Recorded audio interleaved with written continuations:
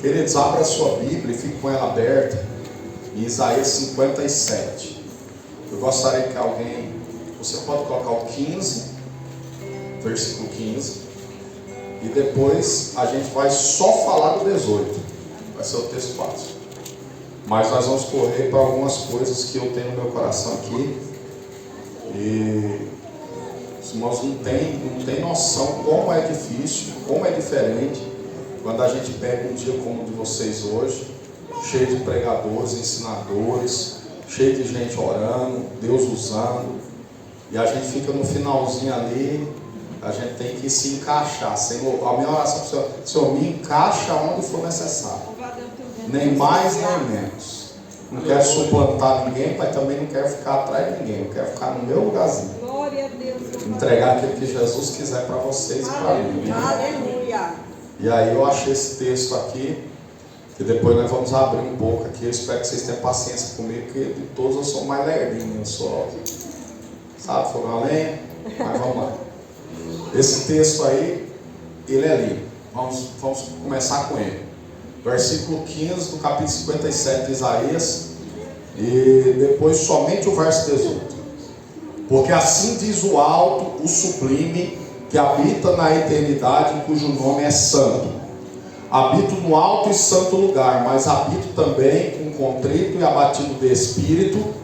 Olha só o que? Para vivificar o espírito dos abatidos e vivificar o coração dos contritos. Verso 18. Tenho visto os caminhos do meu povo, mas vou curar. Também o guiarei e tornarei a dar consolação a ele e aos seus pranteadores. Amém, querido? Amém. Aleluia. Mas se você puder, fica com sua Bíblia aberta. Nós vamos trabalhar para Jesus. Aleluia. Aleluia. Irmãos, vocês percebem que ultimamente tem andado sempre com os papelzinhos. Eu aprendi um truque para mim, como eu estou enxergando muito bem de longe, mas muito mal de perto, e eu detesto usar óculos depois que eu fiz a cirurgia, quero me libertar totalmente, então eu escrevo, o mesmo texto ali está aqui, só que aqui está bem grandão, para mim não ter que pôr meu óculos. Amém? E eu quero trabalhar com os irmãos em cima dessa questão do avivamento genuíno, dos dons que são de Deus, mas Ele derrama sobre a igreja, e os propósitos que Ele tem definido para a igreja, em consideração àquilo que Ele nos concede. Amém?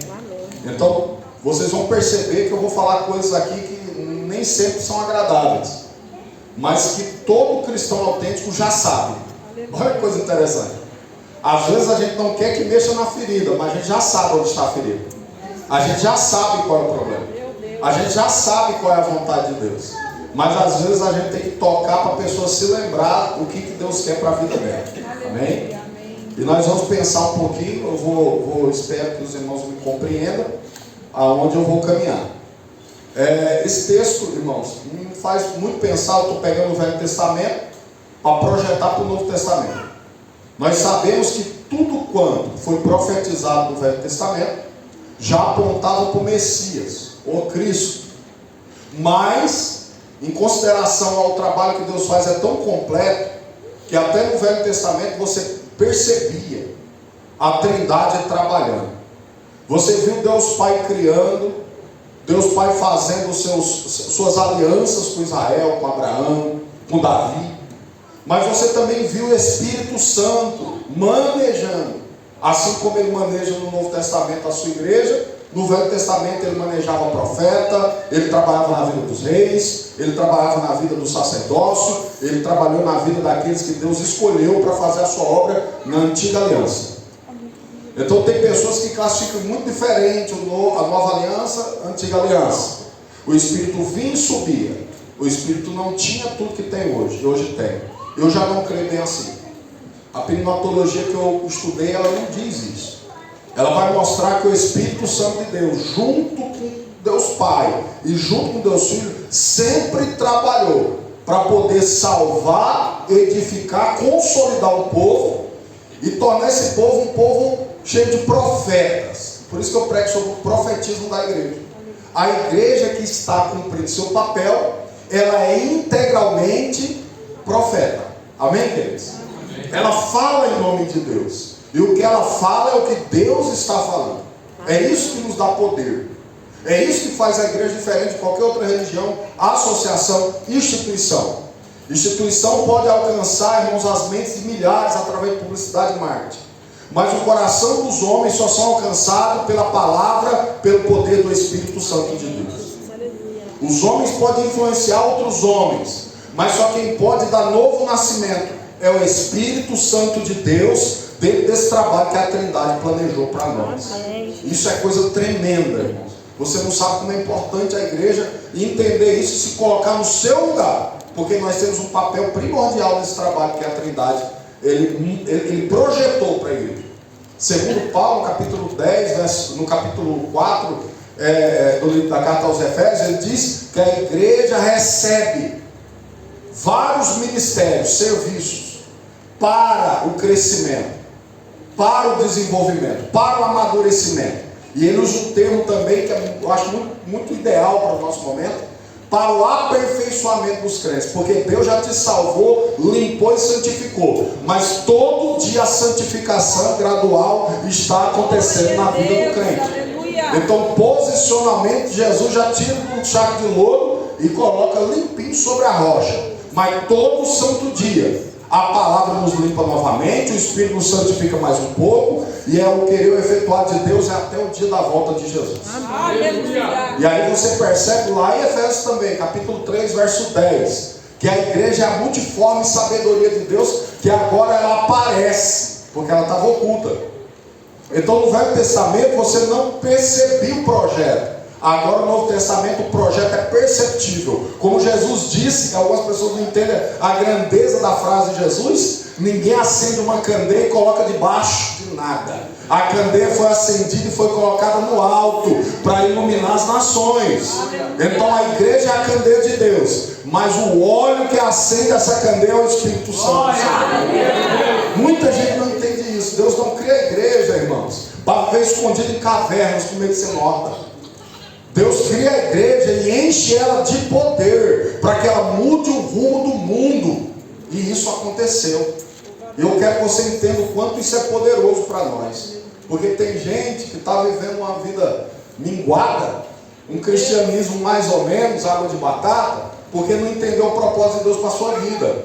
Deus te fez diferente. Eu vou usar a palavra especial, mas especial já é algo até meio comum para nós. Deus te fez diferente. Aleluia. E você vai aprender hoje um pouquinho das situações que você é tocado pelo Espírito Santo e que vai com certeza glorificar o nome de Deus. Esse texto que primeiro ali, pode voltar um pouquinho, só para a gente ver. Ele aparece de uma forma muito forte, porque o começo do capítulo 57, o Isaías vai profetizar em nome de Deus. E ele vai falar o quanto a corrupção tinha atingido o povo escolhido, que era o povo de Israel. Ele vai falar o quanto era perigoso o modo como o povo estava vivendo. Ele vai trazer uma visão, e quem lê só a primeira parte do capítulo 57 vai ficar com um tanto quanto pessimista. Só que no versículo 14 ele vai dizer: epa, para, e aplanai. Por quê? Porque algo novo vai ser construído, e para se construir tem que aplanar. E a partir do verso 15, ele olha para ele, e Deus vai se apresentar novamente. Irmãos, às vezes o povo anda com Deus, mas não conhece Deus. Deus, no capítulo 57, verso 15, se apresenta mais uma vez. Ele vai dizer: vocês viverem em rebeldia, viverem em pecado, vocês estão distanciados de mim. Mas deixa eu falar quem eu sou. Eu sou alto e sublime, e habito num lugar eterno e cheio de santidade. Só que depois ele vai dizer assim: mas eu também habito com contrito e quebrantado de coração. E tem um propósito, por isso que ele fala: para trazer vida, para vivificar. Então olha, irmãos, um Deus todo poderoso, vendo a morte tomando conta através do pecado, ele está dizendo: eu tenho capacidade de inverter esse quadro, tirar a morte e colocar a vida. Mas para colocar a vida tem que ser contrito e quebrantado de coração. Então por isso, quando Jesus veio falar sobre o reino dos céus, antes de apontar para o reino, ele falou: arrependei-vos, porque é chegado o reino dos céus. Quer dizer, muda a mente. Um homem cheio do homem não consegue entender um Deus que quer encher o homem. Então nós vemos a propriedade dos dons espirituais lá na frente, quando Jesus cumpriu suas promessas com respeito ao Espírito Santo. E você vai perceber que esse derramar de dons do Espírito, ele pode causar mais problema do que ajudar, se a primeira parte não for feita. Se a pessoa não conhecer o Deus que limpa, que vivifica, que transforma, que conhece corações humildes e contritos, depois a pessoa ganha dons e ganha fácil, porque é literalmente fácil, mas depois ela não consegue ser usada por Deus, os propósitos de Deus, porque os dons, em vez de trazer a pessoa para perto de Deus, vai trazer ela para perto do diabo. Por que do diabo? Porque o diabo é soberbo desde a sua nascença. E às vezes dons no lugar errado produz soberba. Meu Deus, Jesus. Então eu tenho que falar isso para os irmãos. Nosso Deus, ele está no alto e sublime lugar, isso é transcendência. Mas ele também está com o pequenininho, com quem está sofrendo, com quem se vê numa situação precária. E ele está dizendo assim: mas não tem problema, eu trabalho na fraqueza de vocês. Então quando você está contrito e quebrantado, metade do trabalho já foi feito. Agora Deus vai fazer o quê? Ele vai tirar você dessa situação, vai te encher de Deus e vai te dar dons espirituais poderosos para manifestar a glória dele. A glória dele só se manifesta quando a sua glória acaba. Então teve muita gente que chegou até Cristo pensando que encontrar uma posição perto de Cristo para brilhar também. E Jesus não quis nenhum deles. Jesus escolheu pescadores, Jesus escolheu publicanos. Jesus disse assim: eu quero quem não brilha e vou fazer brilhar. Isso daqui é um condicionante que a gente fala na teologia. Existe uma condição, irmãos, para que a gente seja cheio do Espírito Santo e usado nos dons espirituais. Porque nós vemos várias situações acontecendo, e essas situações que acontecem são até fáceis de ser lidas, pastor Rosário. Quando você vê uma pessoa, essa semana teve vários escândalos no meio evangélico. E esses escândalos, irmãos, não me traz surpresa nenhuma. Quando eu vejo tanto de ídolos que está sendo gerado no nosso meio, o próximo passo da idolatria é a queda, é a polêmica. Irmãos, os dons espirituais edificam e atraem para Cristo. A soberba que está trazendo esse monte de gente talentosa para dentro da igreja, porque talento e dom é duas coisas diferentes. Talento é inerente, aptidão natural. A pessoa canta muito, mas ela canta. Quem adora não tem talento, quem adora tem dom. E o dom é de Deus, é concessão. Glorifica quem deu, não glorifica quem tem. Então existe uma diferença muito grande, irmãos. E nós vemos os propósitos que podem ser realizados na vida de alguém que está 100% vazio dele mesmo e 100% cheio de Deus. Aleluia. Os propósitos de Deus vão se cumprir. Agora, quando a pessoa ela chega dentro do meio evangélico, vou usar esse termo, e ela começa a estabelecer dentro dos seus talentos pessoais, ela começa a criar e começa a atrair. E aí de repente você pensa: essa pessoa é cheia de Deus, porque ela cria muita coisa, ela apresenta muita coisa. Irmãos, o homem tem qualificação para criar, mas criar como Deus cria, somente Deus. Fazer o que Deus faz, somente Deus. O homem pode até imitar, mas Deus faz coisas que perenemente vão sobreviver. As coisas do homem têm um período muito limitado. A pessoa pode parecer que cura, pode parecer que revela, pode parecer que profetiza, mas quem tem um dom de verdade permanece. A sua obra continua, e todo que ele plantar tem fruto, e por ter raiz tem fruto perene. Vai acontecer hoje, amanhã e depois de amanhã. Vi muita gente que durante um ano era o profeta da vez, no outro ano estava desviado por causa do uísque, por causa de mulher. Agora quem já passou por processo de Deus, irmãos, vai dar fruto hoje, vai dar fruto amanhã. É 20 anos na presença de Deus, 40 anos servindo a Deus, e Deus tem coisa grande para fazer. Nós estamos introduzindo aqui, porque se não falar isso não adianta. A jornada para o céu, irmãos, não é aquele tirinho de 100 metros, não. Quem for mais rápido chega. Não, aqui é, irmãos, aqui é maratona. Quem tiver mais perseverança vai chegar no final. E aí Paulo vem dizer que a gente vai subir no local chamado Tribunal de Cristo, é o Bema, é o pódio. E ele vai dizer a Timóteo que para entrar lá tem que jogar a segunda regra do jogo. Olha que coisa linda. E aí eu junto tudo digo para você, irmãos, o crente verdadeiro, ele pode estar a passo pequeno, e todo mundo está dizendo, esse não chega em lugar nenhum, pelo contrário, esse está na reta certinha para a eternidade. Não precisa se preocupar com quem passou na frente, com quem subiu mais alto. Irmãos, nosso caminho é para o céu, e às vezes para o céu a gente tem que descer para poder subir, e essa é a obra do Espírito Santo. Então quando você vê esse texto que eu li, ele apresenta, como eu digo na teologia, a imanência, é a transcendência. Deus é transcendente, é maior que tudo. A Bíblia diz em Isaías que ele mede os oceanos com um copinho da mão. Diz que ele senta sobre o globo terrestre. Mostra a amplitude do seu tamanho. Isso também é tudo até simbólico, porque não tem como apresentar o tamanho de um ser como Deus, que está acima da existência. Diz que ele é eterno, quer dizer, o tempo nosso não é o tempo de Deus, a eternidade está acima do tempo. E diz também que ele é santo. Oh, meu Deus do céu, ele é grande, ele é eterno e é santo. Já não dá para conviver com esse ser. Mas de repente ele diz, calma, mas eu também sou imanente, quer dizer, eu desço para o nível de vocês, eu habito com vocês. E ele não vai dizer que habita com o rei de Israel, não habita com o sumo sacerdote, ele habita com contrito e quebrantado de coração, ele habita com aqueles que estão quebrados. Por quê? Porque o pecado causa isso. Eu vou entrar no primeiro tópico agora, e eu quero que você entenda isso. Quando Jesus veio, ele disse, eu vim para pobres. E a palavra pobre não era só não ter dinheiro no bolso.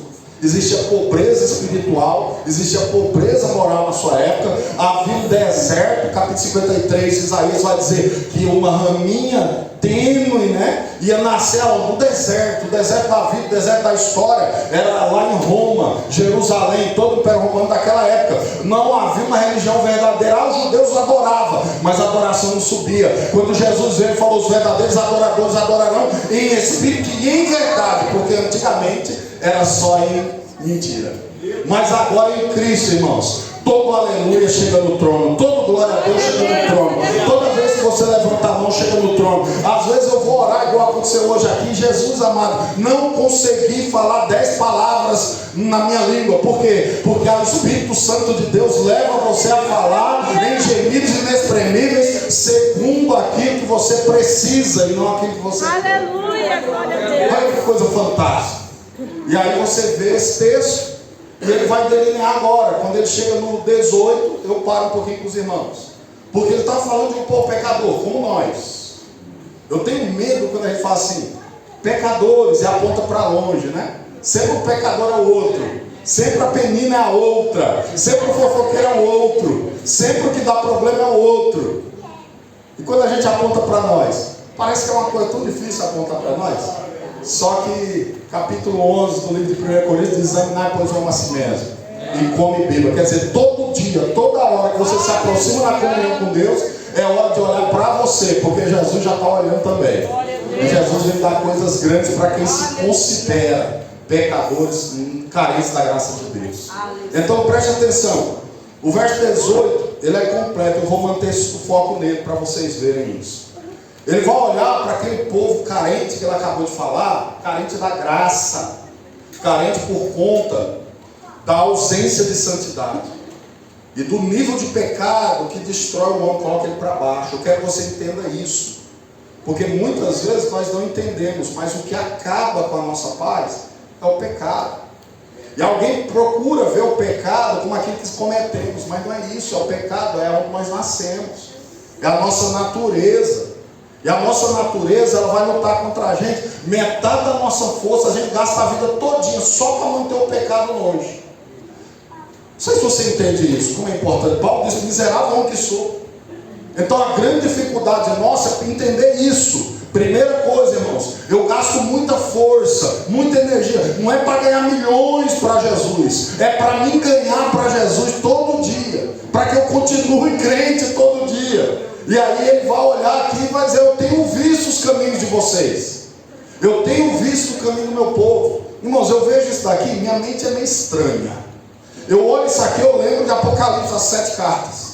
Jesus sempre dizia para a sua igreja: lembre-se em primeiro lugar, eu vejo vocês, eu sei as suas obras. Qual que é a coisa que mais me responsabiliza? Não me penaliza, eu não me sinto pesado por Deus estar me vendo. Pelo contrário, eu me sinto responsável e me sinto seguro. Primeira coisa, não tenho que esconder de Deus quem eu sou, porque isso seria impossível. Então toda vez que eu erro, eu já sei para quem contar, porque ele já sabe mesmo. Toda vez que o pecado vence a minha santificação, e o pecado é várias coisas. Esses dias mesmo, um sujeito me fechou no trânsito, eu estava falando com um missionário, no vídeo, dentro do carro, já estava errado, pastor. E o cara me fechou, o que é que eu fiz? Ô, seu opróbrio! E o missionário, meu Deus, irmão, o que é isso? Eu falei, seu ignóbil, eu nem sei o que significa isso. E eu comecei a falar umas palavras diferentes, para não ter que xingar no vernáculo mais popular, né? E o missionário falou, que isso, Rondinei, o que você tem? Eu falei, nervoso, irmão. Mas já me acalmei, você me perdoa, Jesus já me perdoou. E é assim. E quando a gente pensa, não vou pecar mais, quando eu era infantil ainda na fé, com 2, 3 meses de igreja, eu fiz um voto com Deus. Falei, Deus, eu nunca mais vou pecar. Eu prometo. E se eu pecar, o Senhor pode me matar na hora. Não passou 2 horas, eu falei, Senhor, não mata não. Não mata não. Eu tinha 3 meses de igreja, irmãos. Eu achava que era assim.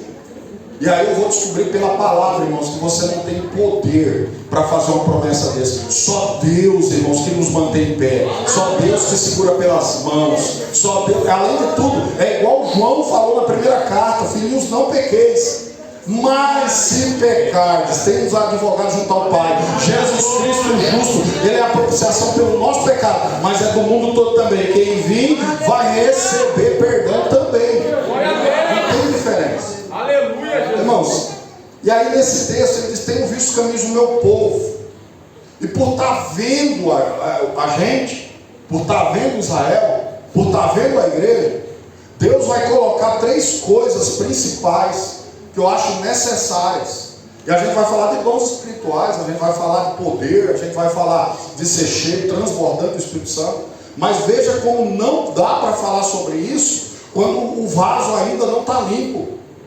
A questão é essa, é que a gente pensa no que vem, mas não pensa no que já está. E essa é a diferença. Porque quando Deus planejou a situação, Ele não prometeu o Espírito e depois o Cristo. Ele prometeu Cristo, sangue purificador, e depois que o vaso está limpo, aí vem poder, aí vem graça, aí vem esse. Não sei se você não entende, a ordem é essa: primeiro ele lava o vaso, depois ele enche o vaso. Embora o vaso continue sendo sempre de barro a vida toda, mas o vaso limpo de barro de ouro é a mesma coisa diante de Deus. Amém? E aí ele vai olhar aqui e vai dizer: eu conheço vocês e eu vou curá-los. Eu acho interessante isso, irmãos. A palavra cura, os irmãos conhecem a palavra rafá.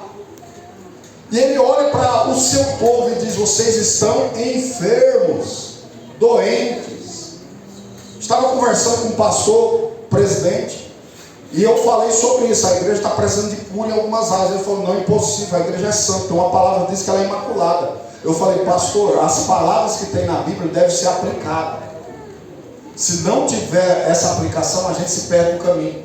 Então não é a igreja será em alguns aspectos. Alguns momentos eu olho a igreja como um todo. Alguns momentos eu tenho que pensar que antes do coletivo chamado igreja tem o individual chamado igreja. Então eu posso dizer assim: a igreja aqui está muito bem, mas eu posso estar muito mal. E quando Deus vem falar, às vezes Ele não vai falar com todos, Ele vai falar com um. Deus é assim, irmãos. Num dia como hoje, Ele pode separar esse momento para falar com uma pessoa aqui dentro. Por quê? Porque Ele valoriza um como valoriza todos. Então às vezes você tem que entender: tem pessoas já crentes, salvo, mas com algumas situações de enfermidade na sua alma, no seu espírito. E eu não estou falando pouco. E aí, quando essas enfermidades não são curadas, elas nos impossibilitam de alcançar algumas coisas ministerialmente, de alcançar alguns dons espirituais. Ou mesmo quando alcançamos o dom espiritual, nós nos vemos com dificuldade de usá-los. Porque aquelas enfermidades da alma nos tornam inaptos para usar os dons espirituais ou ser usado por eles. Vou resumir isso aqui para os irmãos o máximo que eu puder. Irmãos, Deus tem visto as nossas carências. O pecado, ele trouxe miséria para a criação. Ele corrompe todas as coisas, ele corrompe. Isso é o negócio. A pessoa não nasce boa, ela nasce má, segundo a palavra. E às vezes a pessoa diz assim, aquela pessoa é honesta 100%, você não mora com ela. Se você morar, você vai perceber que ela chora por causa dos seus pecados. E aí você vai perceber também que o Espírito Santo penetra, conhece. A Bíblia diz que é Ele que conhece. E aí quando Ele penetra, aí nós temos que pensar nisso. Ele vai fazer um diagnóstico total da nossa alma, da nossa vida. Eu quero que você entenda que o Espírito de Deus tem controle total. O apóstolo Paulo, quando ele vai pregar para filósofos, ele usa uma palavra filosófica, mas que se tornou um versículo bíblico em Atos 17, 27, 28. Ele diz, porque nele vivemos, nos movemos e existimos. Então a igreja de Deus, ela vive em Cristo, por Cristo e para Cristo. Mas só que você vai perceber que de vez em quando em vez, talvez eu já passei por um momento de não viver 100% para Cristo, de não viver 100% em Cristo, não viver 100% cheio de Cristo, a ponto de quando eu abrir a boca, não seja eu falando, seja Cristo falando. E nesse momento é o momento de eu pensar, peraí, não tenho 100% de aprovação, nem 100% do senhorio de Cristo, algumas coisas vão dar errada. Porque quando Deus quer trabalhar na vida de alguém, com certeza o objetivo dele é 100%. Amém? Amém. Então para pensar uma coisa, quando Deus curou a igreja para usá-la, Ele vai olhar cada lance, cada espaço da nossa alma, cada coisa que você faz, cada coisa que você gosta. E quando Ele mexer nisso, renovar isso, transformar isso, aí Paulo vai dizer que é novidade de vida. E aí é o momento ideal para você receber dons espirituais. Porque nos dons espirituais, com essa vida já transformada, você vai, com certeza, viver uma vida para Cristo. Aí eu vou dizer isso aqui de uma forma bem sintética. Irmãos, tem muita gente como Corinto, que até tinha dons espirituais, mas o fruto do Espírito ainda não gerado, fez falta. Então a pessoa profetizava, mas ela não era mansa. Então o que ela fazia? Criava partidarismo, criava intrigas. Mas a pessoa cura, só que ela ainda tinha um buraco na alma dela, que precisava de massagem, precisava de elogio. Uma vez uma irmã falou para mim numa igreja que eu dirigi uns 12 anos atrás, falou assim, pastor, o senhor é meio estranho, o senhor não me elogia. Eu falei, misericórdia, irmã, a senhora está carente, precisa de elogio. Isso não funciona para crente.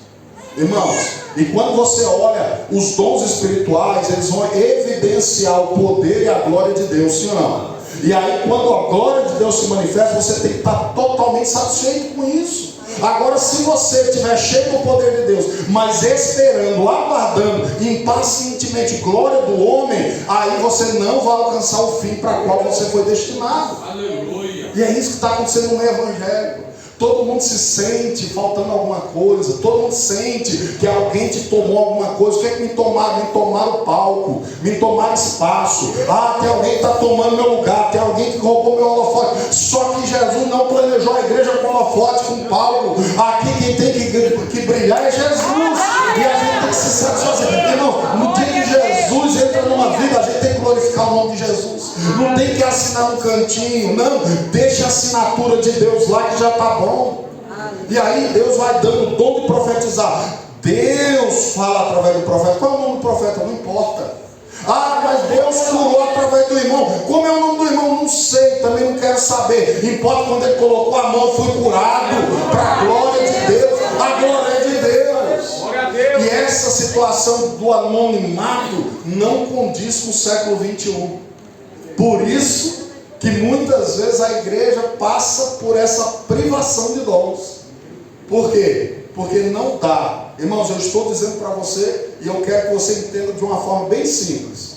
Tem que ter humildade e tem que estar vazio de si para os dons de Deus ter um efeito planejado por Deus. Amém.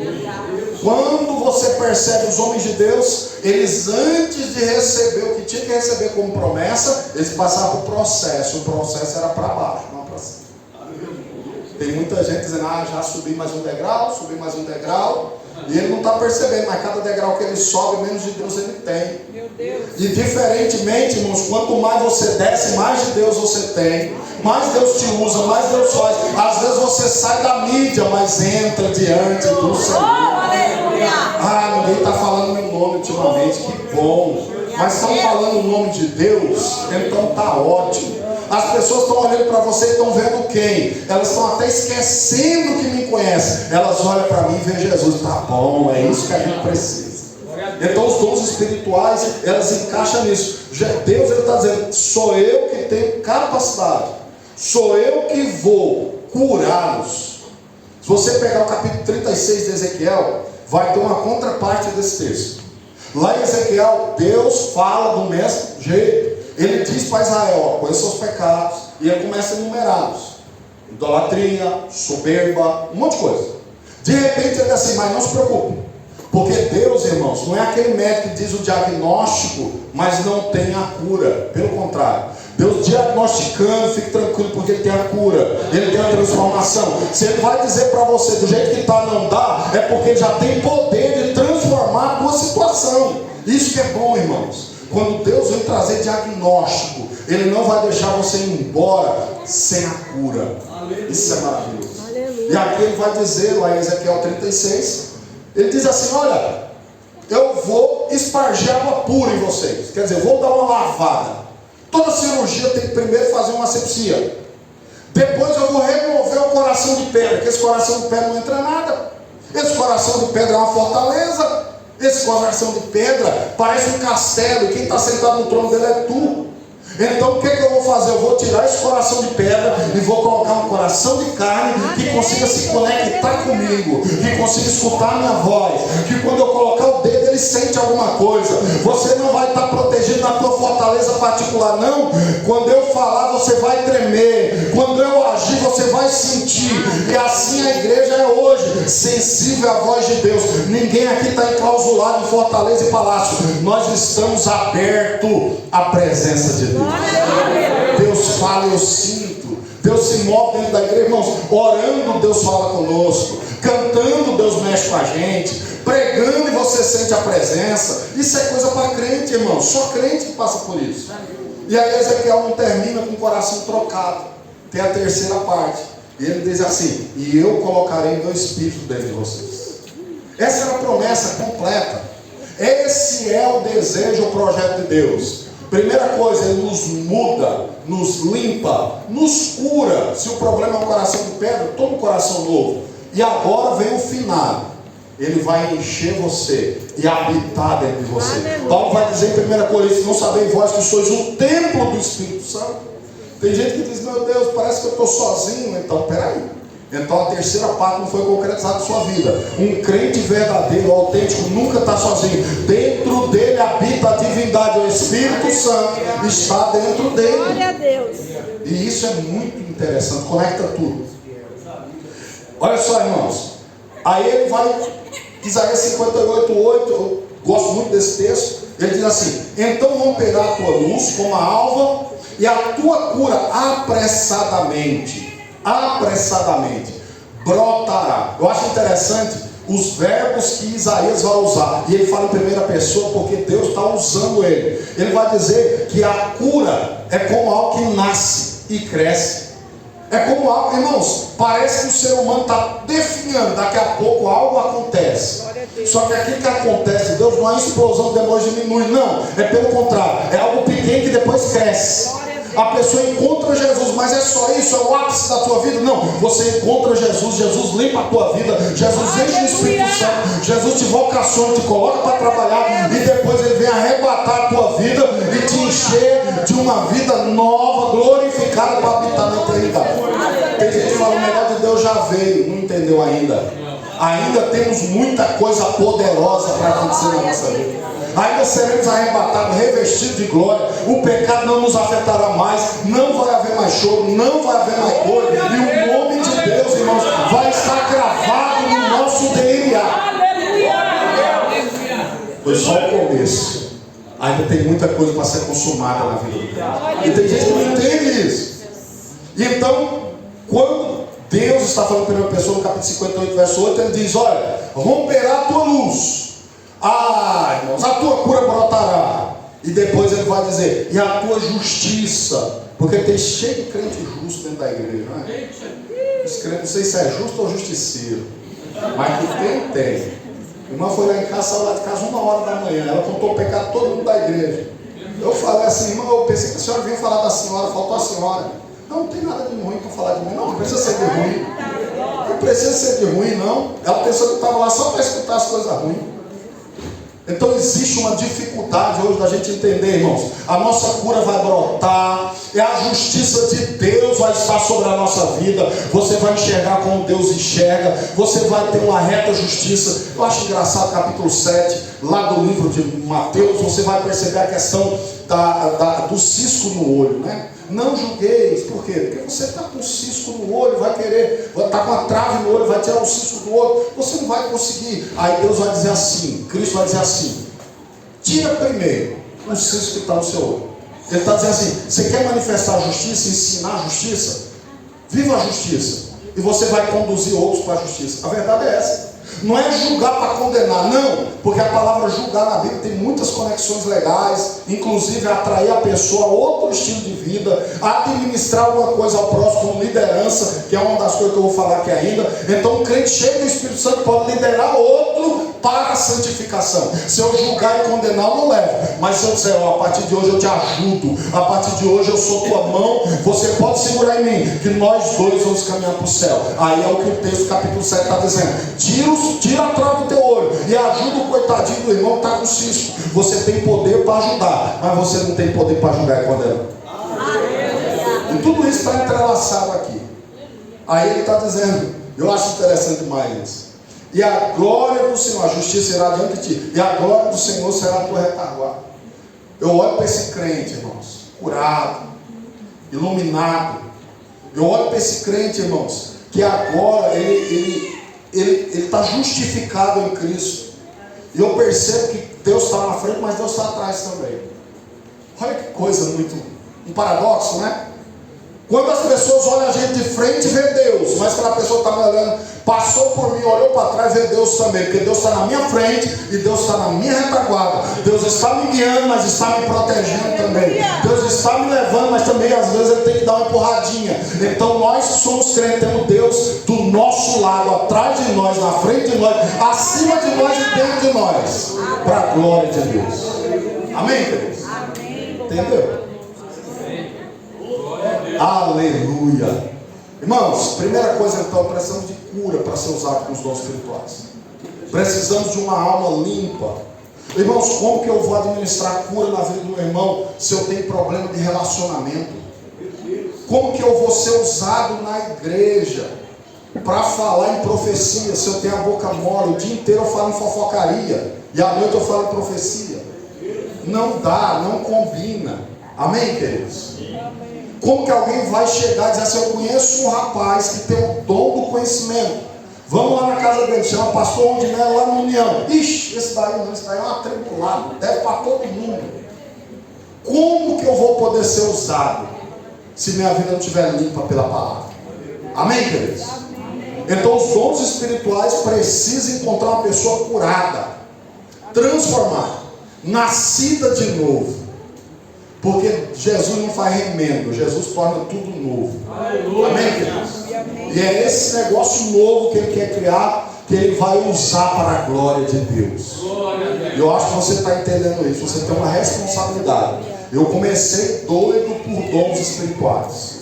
Eu, naquele afã de querer ser diferente, eu queria profetizar e fui buscar dom de profecia. Aí eu vi um rapaz curando, eu queria cura. Um rapaz daqueles que puxa pé, eu falei, vou puxar também. E aí de repente eu percebi, naquele meu momento inicial, infantil, 18 para 19 anos, que na verdade eu queria aparecer.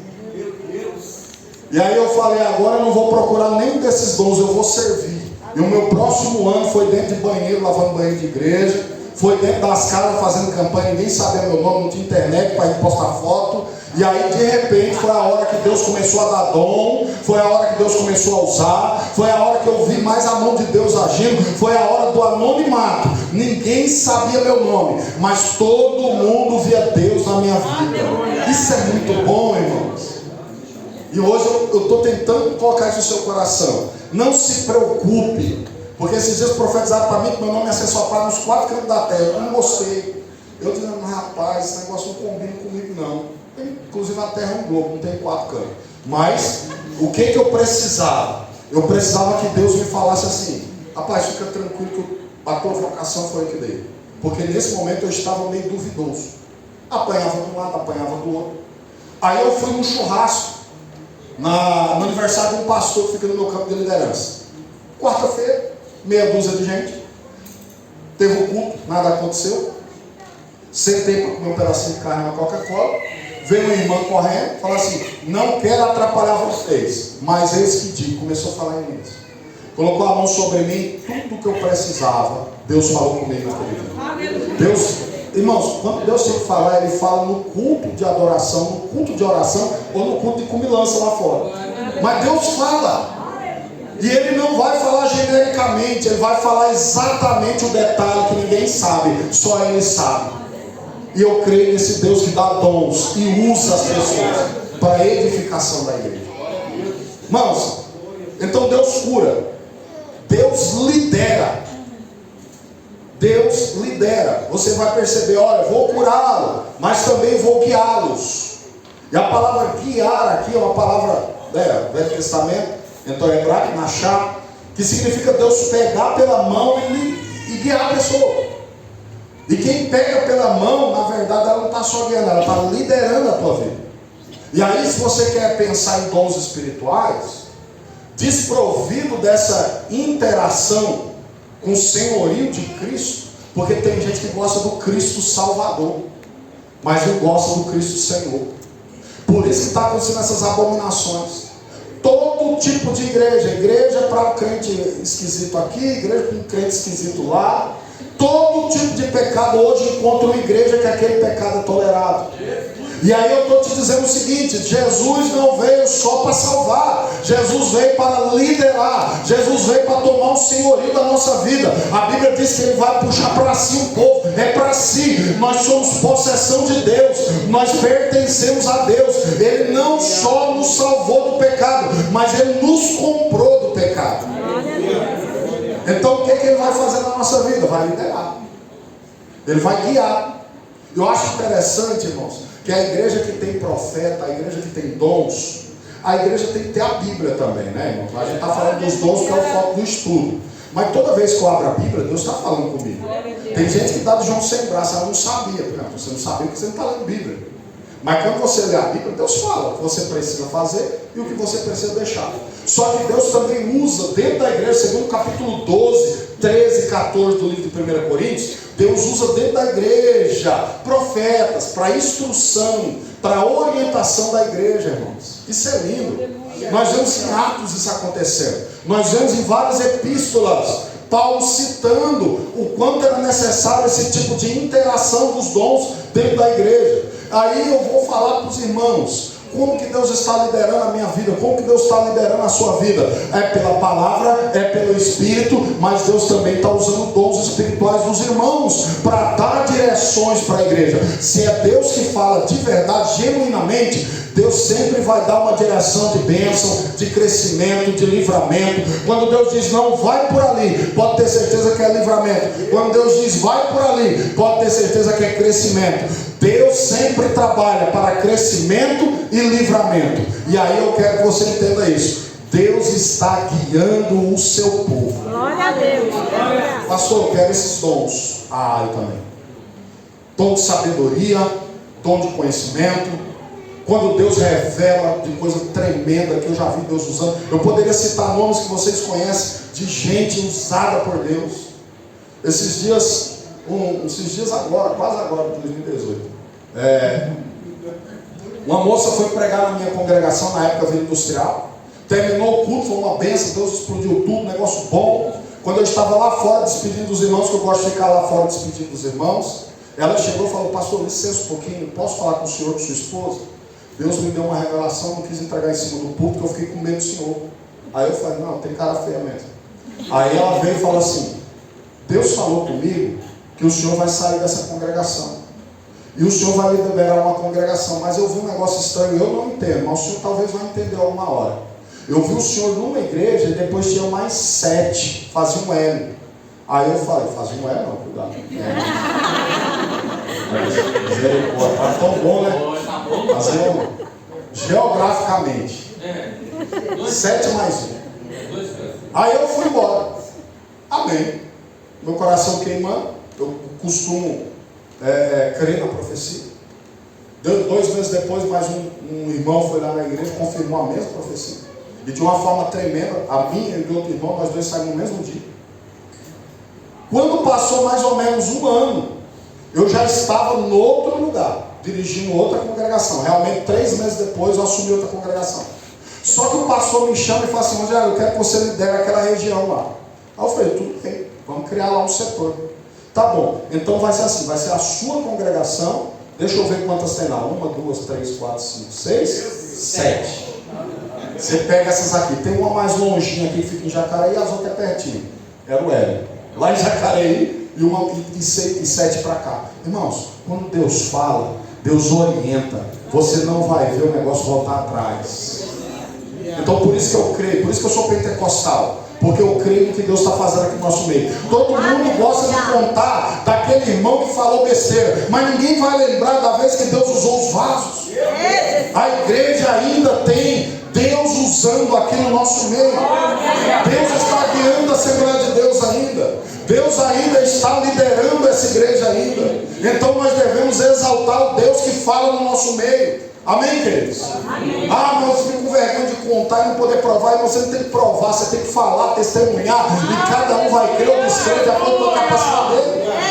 Eu vou dizer que na minha igreja Deus cura, na minha igreja Deus fala, na minha igreja Deus guia. Eu sempre vou falar isso. Porque eu creio, irmãos, que Deus vai levantar cada dia mais pessoas com dons espirituais no nosso meio. Então, Deus guia. Ah, irmãos, Salmo 23, 2 para alguns é só poema. Guia-me mansamente a águas tranquilas. Mas não é isso, irmãos, é literal. Davi está dizendo, ei, eu tenho um Deus que não faltou em nenhum momento da minha vida. Na hora da perseguição ele me guiou, na hora da bênção ele estava lá me guiando. Na hora da caverna da Adulão, Deus que me levou lá. Mas na hora do trono foi Deus que me levou lá também. Deus está guiando, Ele está levando para águas tranquilas. Pastor, mas parece que Deus está me levando só para aqueles vendavais. Eu estou vendo a água só mexendo de um lado para o outro. Não, até as tempestades vão se render quando o propósito de Deus chegar. Confie que a mão de Deus está te levando para águas tranquilas assim, passos verdejantes. E assim vai acontecer, irmãos. Na hora certa Ele vai falar. Ô irmãos, refrigera a minha alma, guia pelas veredas da justiça, por amor do seu nome. Ele vai guiar você por onde? Veredas de justiça. Tem muita gente falando assim, ei, que ninguém é Deus, mas está fazendo tudo errado.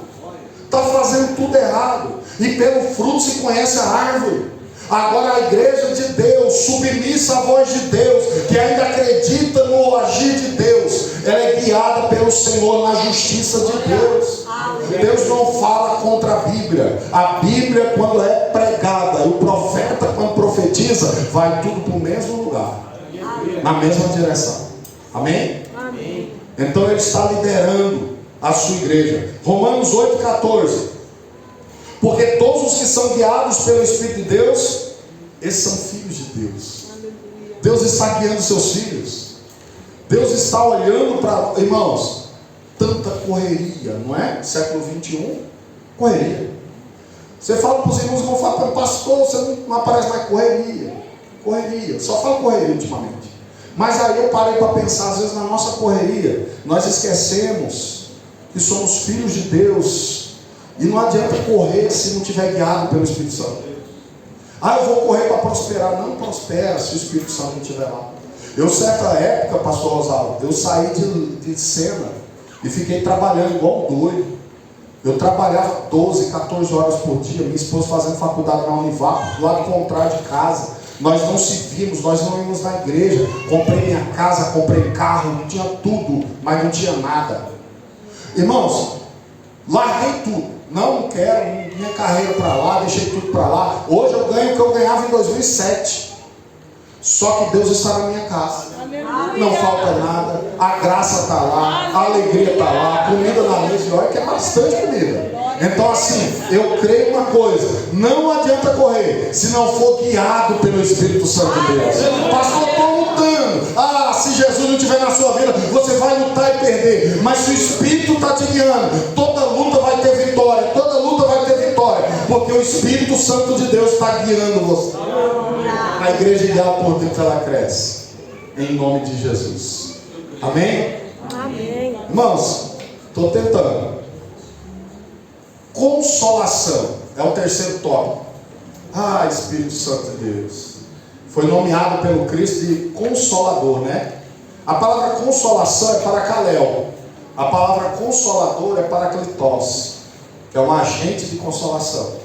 Para nós, consolação é quando alguém está chorando hoje, né? Dia de finados, quantas pessoas chorando na beira de túmulos, e chega alguém e diz: meu amigo, ele está com Deus, fique tranquilo, nós vamos até ele, mas ele não vai vir até nós. Davi falou assim.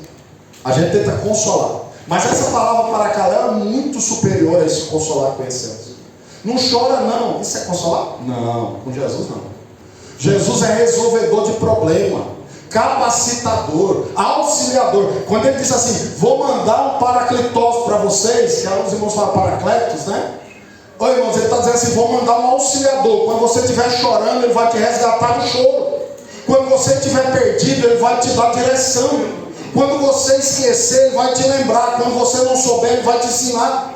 Esse ensinador tremendo que é o Espírito Santo, ele não vai deixar você sem sinal no meio do mato.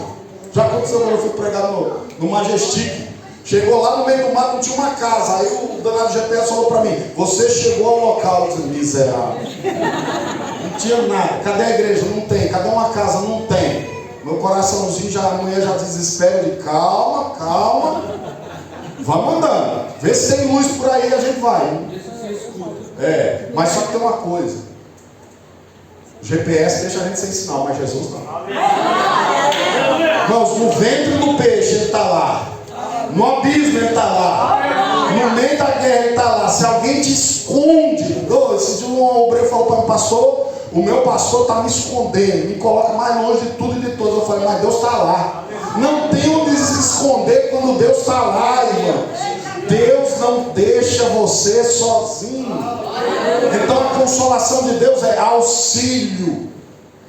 Você chegou a um ponto que precisa de alguém, porque senão você não passa. Você tem esse alguém, é o auxiliador supremo, é o Paracletos. E aí ele está dizendo: eu vou te dar consolação. Eu acho engraçado que ele, no texto posterior, ele está falando sobre isso. Por conta do pecado, por conta da mortandade, por conta dos castigos, maldições, todo mundo pranteava. E ele dizia assim: olha, eu vou trocar esse pranto aí por louvor. Aleluia. Eu vou trocar esse pranto por louvor. A lamentação, o pranto era profissão na época do Novo Testamento, do Antigo Testamento. Tinha as carpideiras. Deus está dizendo: eu vou acabar com essa profissão. Em vez de ficar chorando, vocês vão adorar a Deus dia e noite, noite e dia. Tem crente que tem uma inclinação para a lamentação. Deus está dizendo: ei, vou tirar essa lamentação. Você vai ter que aprender um jeito novo. Você vai aprender a dizer glória a Deus. Deus está no controle. Deus que sabe, Ele vai resolver. O tempo é de Deus. É assim que o lamentador vai aprender a falar agora. Irmãos, consolação então, você vai perceber que tem a ver com encorajamento também. A palavra também pode ser traduzida por encorajar. E é um princípio dos dons espirituais. Você está dentro da igreja e às vezes chega aquele mar, sabe quando o vento bate, nem tem luta, mas também não tem vitória, está tudo parado. Nem vai embora ninguém, mas também não chega ninguém. O culto não tem polêmica, mas também não tem nada fantástico. Eu já tenho cronograma.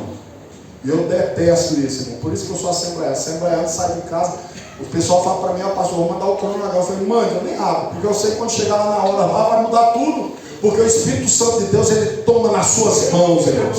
Tem organização, tem ordem e essência, mas o que vai começar eu não sei, o que vai terminar eu não sei. O Espírito Santo está na direção. Quando ele quer falar, ele fala. Se ele não quiser falar, vai de surpresa mesmo. Mas Deus vai agir no meio do seu povo.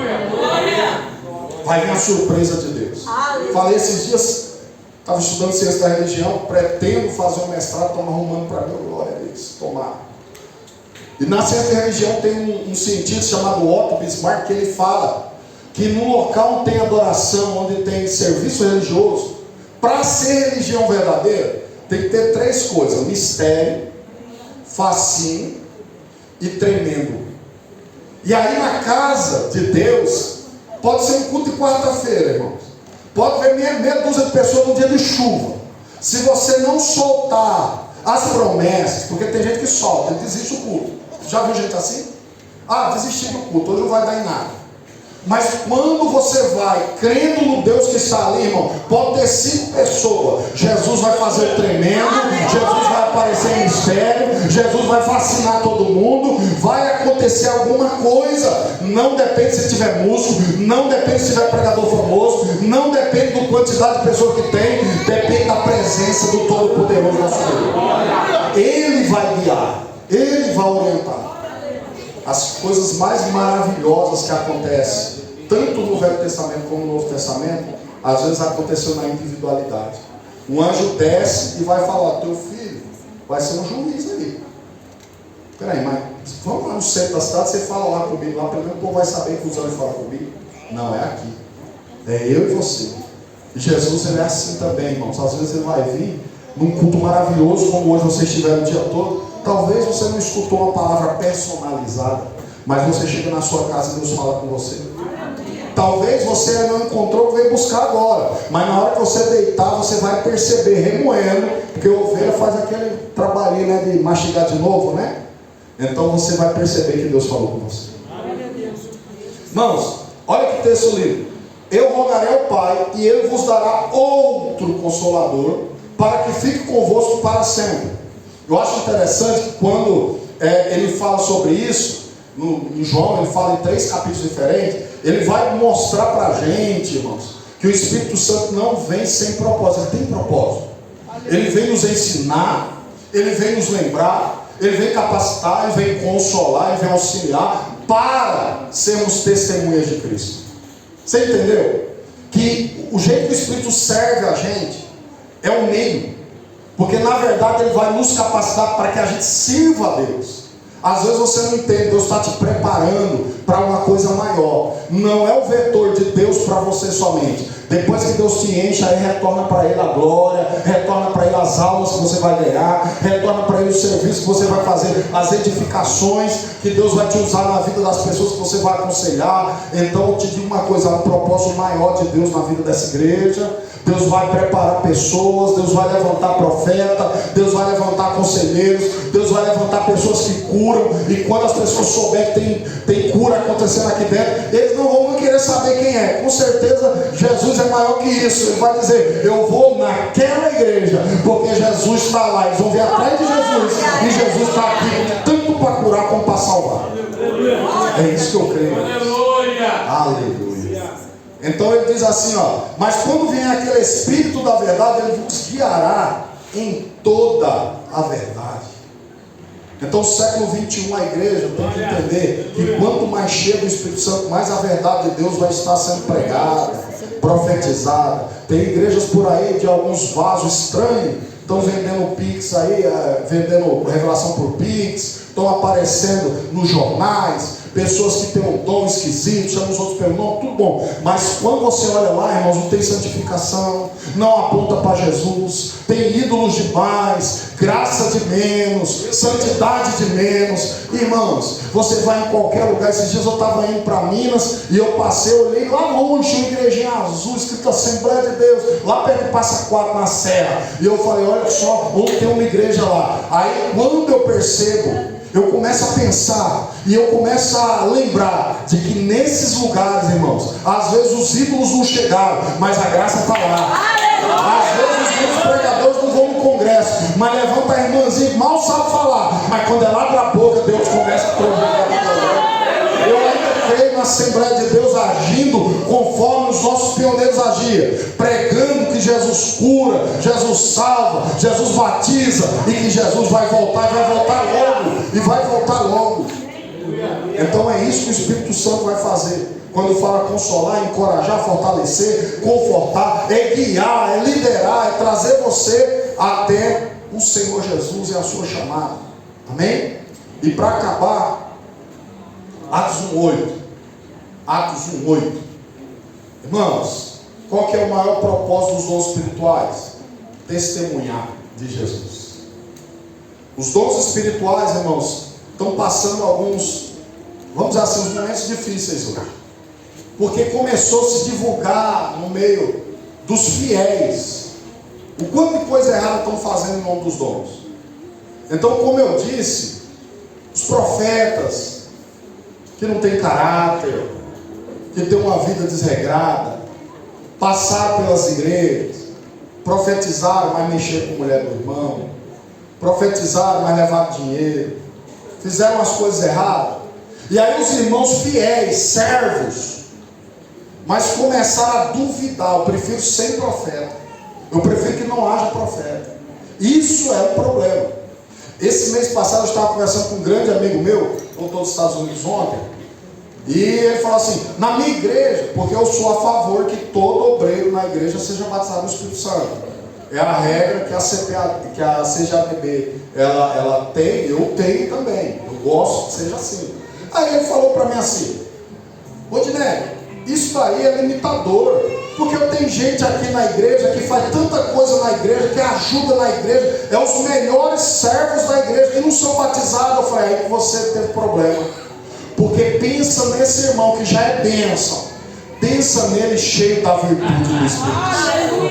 Pensa nesse irmão que já serve, pensa ele poderoso, cheio do poder de Deus. Pensa nesse irmão que ora 1 hora, quando ele for batizado ele vai orar 4 horas. Quando Jesus batiza com o Espírito Santo, potencializa tudo, irmão. Dá vontade de pregar, dá vontade de cantar. Eu não cantava, comecei a cantar, desisti da carreira depois porque é ruim demais. Mas quando eu fui batizado, eu pensei que eu podia fazer tudo na igreja. Eu fui empoderado. Eu chegava na rua profetizando, falando, e eu queria. Por quê? Porque quando o Espírito Santo te enche, irmãos, tira toda a covardia. Capítulo 1 e 2 Timóteo diz que nós não temos o espírito de covardia, não, temos o espírito de fortaleza, de moderação e de amor, irmãos. Glória a Deus. Então eu olho isso aqui, o Espírito Santo, ele veio para nós, irmãos, com propósito: mas recebereis poder quando vir sobre vós a virtude do Espírito Santo, sereis minhas testemunhas. Está aí, para que sejam testemunhas, irmãos. Paulo, no capítulo 12, 1 Coríntios, ele diz que os dons são para o que for útil. Ele generaliza. A igreja está precisando do quê? Ele não precisa citar. Tudo que a igreja precisar, Deus tem um dom para dar. Tudo que a igreja for enfrentar, Deus já tem um dom para resolver a situação. Não sei se você me entende. Isso aqui é glorioso, irmãos. Os dons de Deus são para superar as artimanhas de Satanás. Os dons de Deus, irmãos, século 21, eu vou até encerrar, porque senão vocês sabem como é que eu sou. Irmãos, século 21, século 20, chegou movimento pentecostal, 1906, Rua Azusa. Desde 1882 já tinha um comitê dos irmãos pentecostais, mas que ainda estava meio escondido. E aí eu olhei para o movimento, estudei o movimento, William Seymour, Fox Parham, todo aquele movimento, estudei as biografias, e eu cheguei a uma conclusão muito linda: que o Brasil pegou o supra-sumo disso tudo. Você entendeu o que eu falei? O Brasil, irmãos, em 1906 começa lá, em 1910, 11 começa aqui. Só que lá em alguns lugares já parou, e aqui ainda não parou, continuou, está continuando. O maior movimento pentecostal do mundo é no Brasil. E eu estou acreditando que Jesus vai soprar essa cinza, que em alguns lugares já se apoderou. E novamente nós, como os pioneiros, vamos ver gente batizada todo culto, vamos ver profecia culto de domingo. Eu vejo gente profetizando na aula do Ibad algumas vezes, eu vejo gente sendo batizada na EFO, eu vejo gente sendo batizada no culto de sexta-feira. Por quê? Porque o movimento pentecostal é uma resposta de Deus para um tempo em que o mundanismo ia tomar conta. Jesus disse que nos últimos tempos o amor esfriaria e a iniquidade aumentaria, mas ele também disse que estaria conosco até a consumação dos séculos. O poder que Deus coloca sobre a igreja hoje é resposta para um tempo de grande iniquidade. Enquanto o mundo está brigando com as ideologias, e quem está na política sabe o que está acontecendo. Eu vou para uma reunião agora dia 8 em São Paulo, para a gente poder articular algumas coisas contra o aborto, que está tomando cada dia mais forma. Deixa eu falar uma coisa para os irmãos. Deus dá respostas. Não é eu que gera a resposta, não foi o pastor Rosaldo. Deus responde, coloca no coração da igreja. Deus responde colocando poder. Deus responde, a iniquidade tomando conta. Quando é que um povo vem à Assembleia de Deus pregando santidade, mostrando milagre, mostrando cura, e aqueles que estavam tomados pelo pecado agora estão aceitando Jesus como Salvador. Ninguém entra. Chega o poder de Deus, entra. Chega o poder de Deus, fala. Ah, mas isso aqui dá processo. Nunca vi o Espírito Santo de Deus com medo de processo. O Espírito Santo não. Vai falar em profecia aqui, vai falar em profecia lá no fórum, vai falar em profecia aonde Jesus mandar. E Jesus vai fazer. Porque essa é uma resposta de Deus para o século 21. Quem crê nisso, diga amém. Você pode ficar em pé? Sei que os irmãos estão cansados, eu não estou.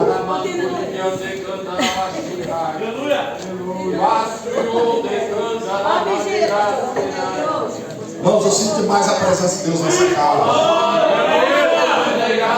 Eu quero que, irmãos, tem gente que fala assim: o poder desceu no meu coração. Irmãos, quando o Espírito entra, ele não desce, ele sopra a nossa mente, ele abre nossa visão, ele apresenta o projeto. Porque às vezes a gente está indeciso. Eu estou falando porque somos humanos. Ô irmão, estou pregando e não acontece. Estou dirigindo a igreja e não cresce. De repente eu falo assim: acho que minha chamada não é legítima.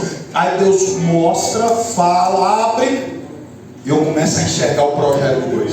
Irmãos, quem tem convicção do destino não fica com medo do percurso. Não fica. Tá tranquilo. Irmão, tem hora que a gente se perde, né? Vai confiar no irmão. Irmão, eu sei onde que é a igreja. Quando olha, a gente está do outro lado. Mas com Jesus isso não acontece. Jesus não perdeu o controle.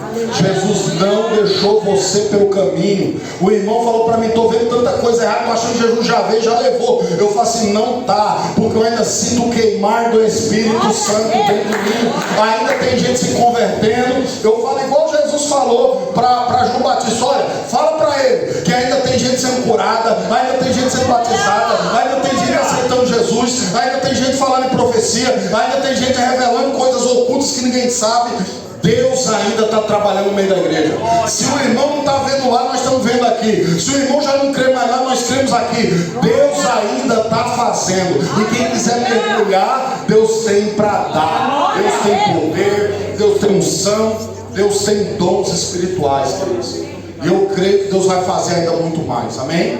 A igreja não pode parar de usar os dons que Deus deu. Deus dá o dom para ser usado. A igreja não pode se acovardar, se omitir. É para esse tempo, lembra de Esther? É para esse tempo que Deus te levantou nessa terra. É para esse tempo que o dom espiritual desceu sobre a tua vida. É para esse tempo que a igreja ainda está aqui, a Assembleia de Deus, que ora, que consagra, que busca o Senhor, que ainda pula, e as pessoas vão olhar feio para nós, mas ainda pulamos, falamos em língua estranha. O irmão falou para mim: pastor, a irmã veio visitar, mas o irmãozinho ficou pulando. Aí eu falei: rapaz, por que você não falou antes? Eu ia pular junto, porque se ela não souber que aqui é a Assembleia de Deus, eu vou falar para ela. Aqui a gente pula, aqui a gente grita, aqui a gente fala em línguas. Passou 2 cultos, a mulher voltou, aceitou Jesus, está na igreja. Porque aqui, irmãos, todo mundo sabe. O povo para na porta da igreja e fica vendo, mas eu grito mesmo, porque Jesus me deu a alegria da salvação. E aqui eu sei que não tem poder. Irmão, não tem poder, a gente não consegue ficar cochichando, não. Chamando o gato: que isso? a gente grita, glória a Deus, aleluia, fala em línguas estranhas. Isso é projeção de algo que está dentro da gente. Pastor, mas isso é o dom? Não, o dom é maior que isso. Mas quando o dom de Deus está na gente, irmãos, a alegria de ser usado por Deus é muito grande. O poder de Deus na vida da igreja, ela aparece assim, ó, na face. E o nome de Jesus é glorificado. Não é meu nome, não é o nome do pastor Rosalvo, é o nome de Deus que está sendo glorificado na tua vida. E Ele vai continuar derramando. E você vai continuar derramando também. Faça uma oração comigo, nós vamos adorar a Deus, né? Ore comigo, feche seus olhos. Vamos falar para Jesus encher a igreja não só de poder, mas de coragem. Criar nossa vida. Pode ser assim? Senhor meu Deus e meu Pai, em nome de Jesus. Em nome de Jesus, Pai, eu venho profetizar nessa noite aqui. O Senhor vem ponderar essa igreja, Pai, vem dar coragem. Ô irmãos, lança fora toda timidez.